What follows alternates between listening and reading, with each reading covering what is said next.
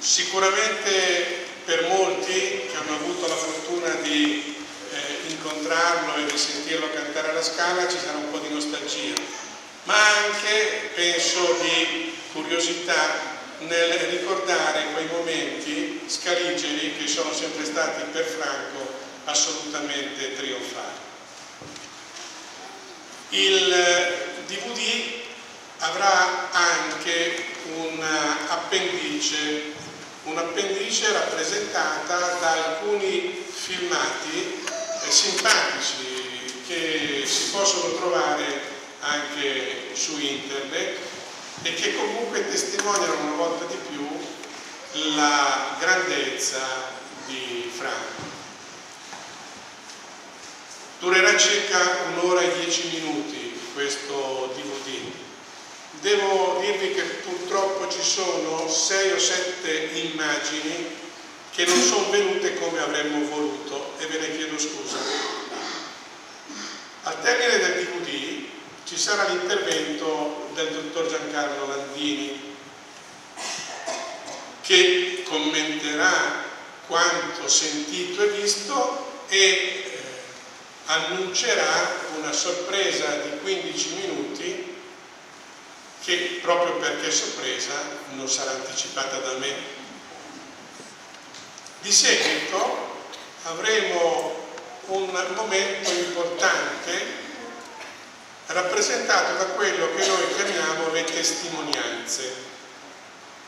Cioè, l'anno scorso, ad esempio, a Verona, dove abbiamo fatto una manifestazione, un evento analogo a questo, sono intervenute persone del pubblico che hanno raccontato di cose simpatiche vissute a Verona da Franco.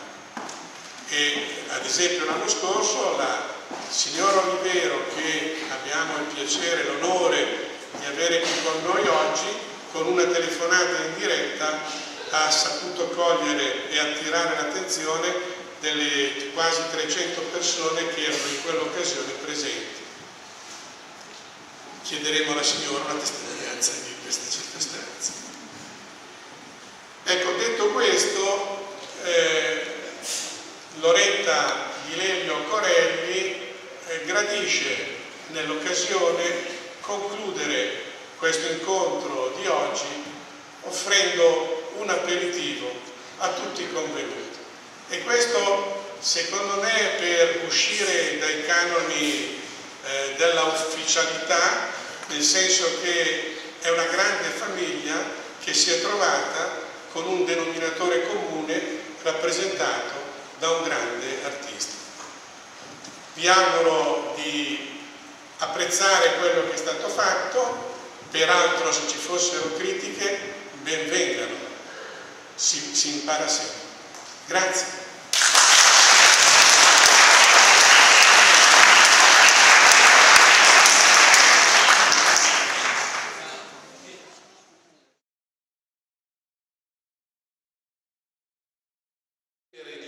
Di Calaf, con questa imponenza, con questa presenza e con questa autentica drammaticità. Ricordatevi che Corelli ha sempre eseguito la Turandot nel finale Alfano, che costituisce, al di là che poi sia giusto o non giusto collocarlo in quel punto, costituisce uno dei momenti più difficili, più mostruosi in assoluto per la vocalità di un tenore, e Franco Corelli assieme a Birgit Nilsson lo superavano alla grande, lasciando una lezione pucciniana in peritura. Il bonus, visto che toccava a me annunciare questo bonus, se non sbaglio sono le prove del poliuto al pianoforte. Sempre dall'archivio Corelli è emerso le prove che Franco Corelli ha fatto al pianoforte del poliuto. In un'altra occasione ho già detto che basterebbero questi minuti a far diventare un tenore storico. Cioè, se anche Franco Corelli non avesse inciso nulla e avesse lasciato solo questo lo renderebbe un tenore storico. Tra l'altro, rispetto alle recite scaligere testimoniate dal live, qui Corelli canta, diciamo, in maniera addirittura più rilassata, più tranquilla, sta provando, per cui trovate questa voce proiettata verso l'alto. Lui diceva la voce sotto l'elmetto. Ricordo ancora le discussioni coetanee in cui diceva la voce deve arrivare sotto l'elmetto, quindi deve essere diritta e proiettata. Questa voce che ha dentro la dimensione proprio romantica dello slancio, del timbro virile ma al contempo dolcissimo, eroico ma senza asperità e durezze, che conferisce ovviamente a questo poliuto una patina assolutamente particolare. C'è l'ultima cosa che voglio dire: in quella bellissima intervista che Graziano Corelli ha recuperato, Franco Corelli dice una cosa bellissima quando paragona il finale della battaglia di Legnano all'Otello. Viene fuori non solo il suo desiderio di interpretare Otello, che poi non ha avuto esito, ma viene fuori un'intuizione musicologica interessantissima, di cui in tempi recenti personaggi molto più diciamo amanti della ribalta che non nomino hanno menato vanto, ma qui lui intuisce quello che poi, siamo nel 61, la musicologia si è affannata a dimostrare, che non c'è frattura all'interno della parabola verdiana, che nulla è più sbagliato che parlare di un Verdi che si ferma alle soglie di Otello, poi guarda la Germania, guarda Wagner e cambia strada. Con l'intuizione degli autentici artisti, Corelli capiva, sentiva proprio questa unità del dettato verdiano che va da una pagina come la Pia Paterna Mano e arriva fino alla morte di Otello. Ecco, io proprio per questo dico qui pubblicamente, lo avevo già detto quando ho incontrato Graziano Corelli, mi ha fatto sentire in questa intervista, dico pubblicamente a Franco Corelli grazie, perché oggi con questa intervista mi ha insegnato, come mi capitava tutte le volte che lo incontravo, qualcosa di più e qualcosa di nuovo, e me l'ha insegnato senza nessuna sicumera dottorale, ma con quella semplicità e grandezza che è proprio dei veri artisti.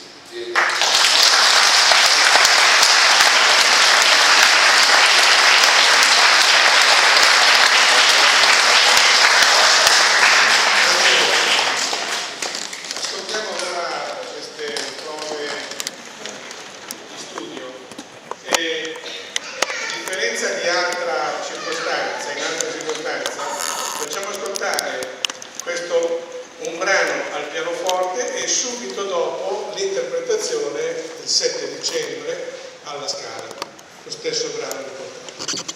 Prego.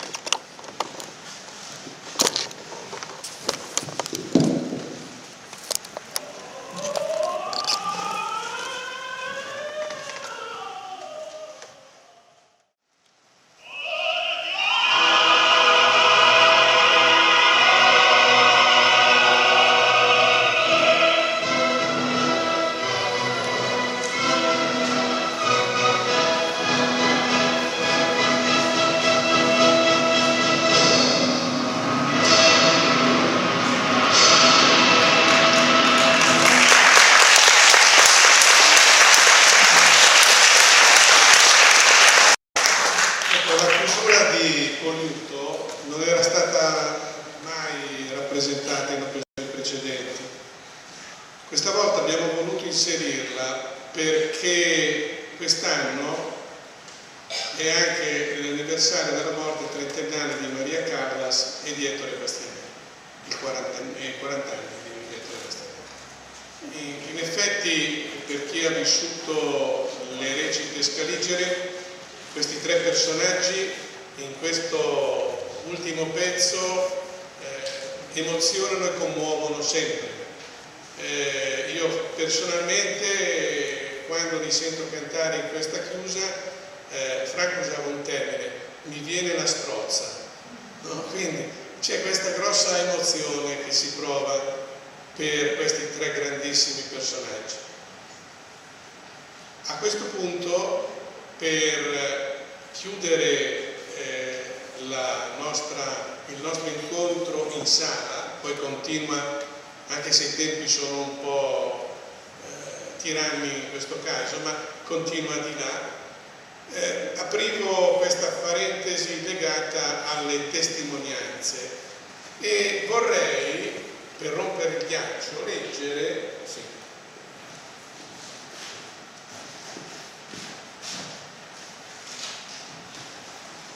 a meno che non lo voglia fare la persona che ha scritto queste email, mi riferisco alla signora Anita Azzolini. Non c'è? C'è. Allora signora, se vuole leggerla lei, io l'ho molto apprezzata e trovo che sia una testimonianza significativa. Prego.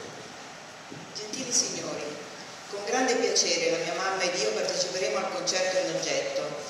La mia mamma, futura ospite della Casa Verdi, è Fernanda Cadoni, mezzosoprano di fulgida carriera dal 43 al 70, interprete di innumerevoli ruoli, più di una volta in allestimenti con Franco Corelli, anche se non alla Scala.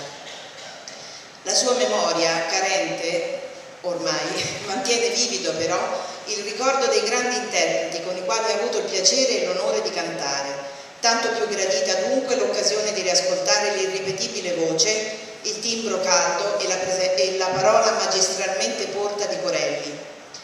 Il mio papà, purtroppo non è più presente tra noi, era il regista Carlo Azzolini. Anche lui ha avuto l'occasione di allestire opere che prevedevano Franco come grande interprete, artista di cui papà ci ha sempre parlato in termini di grande elogio e viva ammirazione. Prevedo splendidi e emozionanti momenti. A domenica prossima. Grazie.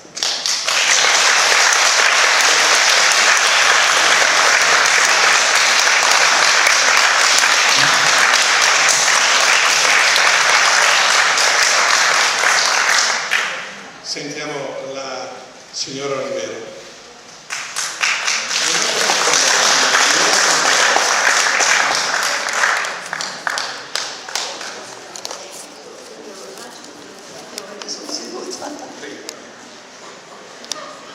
Io sarò molto breve, anche se dovrei raccontare tante cose di Corelli. Io dico, Corelli per me non sarà mai morto, perché è rimasto così profondamente inciso nel mio animo che per me sentire questa voce, vedere le sue immagini, mi pareva di ritrovarlo come io lo conobbi. E diciamo, sono quei ricordi che danno tanta tristezza, ma nel contempo danno una certa vitalità, un qualche cosa che ci si aggrappa ancora al passato, perché quel passato è stato troppo bello, troppo glorioso per lui. Io poi ebbi l'avventura di vederlo malato, sono andata a trovarlo nella clinica dove era vicino a Reggio Emilia. Andai anche perché la Tebaldi desiderava tanto che le portassi delle notizie, perché dicevano voci che le erano arrivate che era tutto malandato, vestito male, sporco, veramente un'immagine tremenda. Allora ho detto vado. Andai e sopra in camera non c'era, mi dissero scenda, lo vede subito nel parco. Infatti io arrivo sotto, apro la porta e mi trovo di fronte a questo meraviglioso parco e vedi subito Corelli che era seduto su una panca con un infermiere vicino. Lui a distanza, erano molti metri che ci distanziavano, guarda e si alza in piedi di colpo. Allora io affretto il passo, vado e le dico Corelli come sta? E lui mi prende e mi abbraccia stretta. E dico, io per metterlo subito a suo agio, che dico, e chi dimenticherà mai il mio Johnson? Chi dimenticherà mai questi suoi personaggi che ho potuto vivere con lei? E lui mi guarda e mi dice, non li dimentico nemmeno io. Poi mi fece sedere e aspettò che mi sedessi io, poi si sedette lui dopo e cominciò a dirmi, io vorrei tanto riprendere a cantare. E allora io ho seguito questo suo desiderio e dico, perché no? Ma vede, dice io, gli acuti ancora, qualche volta mi riescono bene, ma il centro che non mi viene più, è afono, è un suono non più bello. Allora io a consolazione gli dissi, si ricordi che i centri sono i più difficili da mettere a posto, da curare, e lei vedrà che se comincia a fare dei vocalizzi piano piano, passando sul centro, tenendo queste note lunghe, allora piano piano vedrà che le note basse, centro e acuti arriveranno di nuovo belli come erano un tempo. Ah, lei dice questo, è vero, ha ragione. Poi dopo un momento purtroppo la conversazione è deviata perché mi parlò dei sottopassaggi che costruivano nella città per le macchine, eccetera. Allora dopo la conversazione divenne più dolorosa per me, ma cercai sempre di seguire questo suo desiderio di questa conversazione.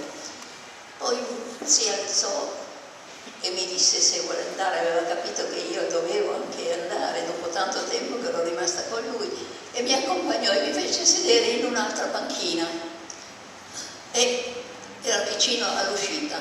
A un tratto arrivano due professori.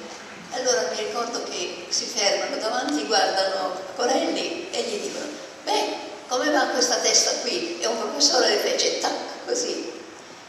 E allora lui dice, mi permetto di presentarle una grande artista. Magda Olivero è stata meravigliosa, una cosa commovente che io non dimentico mai. E io sono rimasta perché non avrei mai immaginato che lui ricordasse così vero? E quindi mi fece tanta commozione. Quando lo abbracciai e poi dissi alla Tebaldi: stai tranquilla, perché era elegantissimo, aveva questa giacca di cashmere marrone con i pantaloni leggermente più chiari, perfetti, scarpe bellissime, poi una bella camicia bianca e poi anche i capelli, il viso, tutto era perfetto. Dico, chissà perché, chi è che ha messo in voce questa voce in giro? Era proprio una cattiveria quella, ecco. E allora la Tebaldi fu molto felice di queste notizie che io avevo portato e vi ringrazio molto per aver fatto da trade union tra lei e Corelli, ecco. Quindi ripeto, Corelli per me non morirà mai, perché farà sempre parte della mia vita e del mio spirito.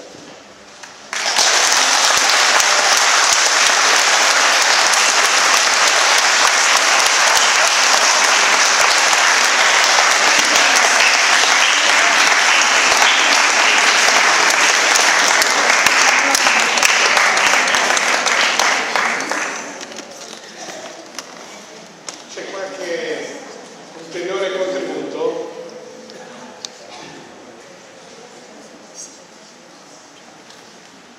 Quindi chiudiamo questa chiacchierata che ci ha commossi e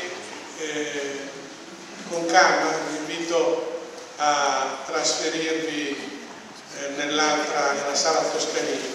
Prima però a titolo personale vorrei ringraziare tutti i presenti, anche a nome di Loretta Corelli, ringraziarli per questa partecipazione affettuosa che hanno dimostrata nei nostri confronti, ma soprattutto nei confronti di Franco. E vorrei aggiungere, ma è troppo personale la cosa, ma la devo dire, devo ringraziare molto mio figlio Enrico Corelli, che è l'artefice dell'assemblaggio di quello che abbiamo visto, ma anche che il 10 di ottobre ci ha data la grossa fortuna di avere il Corellino, e quindi ragione di più per apprezzare che nel fondo, e c'è anche il bimbo, ecco là, sì, apprezzare anche in questo caso la famiglia. Fatto bene Loretta?